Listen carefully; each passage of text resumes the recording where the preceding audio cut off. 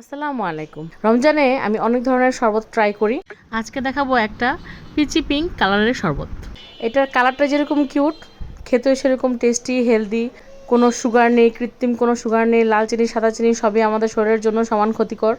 তাই এটি যতটা সম্ভব আমাদের অ্যাভয়েড করে চলতে হবে।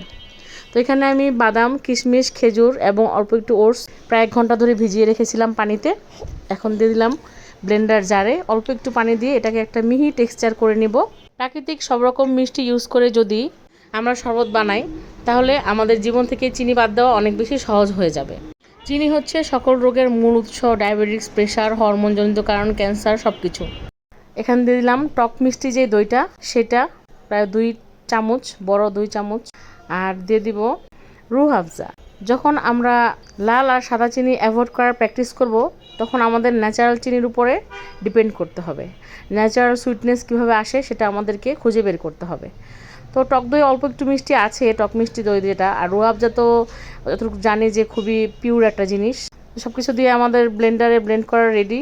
এখন এই ব্লেন্ডটা অনেক ঘন একটা পর্যায়ে আছে। এই অবস্থায় আমাদের দিয়ে দিতে হবে এটার মধ্যে ঠান্ডা পানি।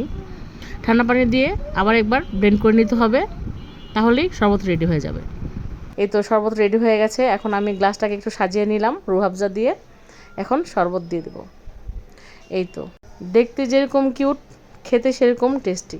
সেহরি কিংবা ইফতার 2 সময়ে এটা ট্রাই করা যাবে। অবশ্যই একবার ট্রাই করে দেখবেন। ধন্যবাদ।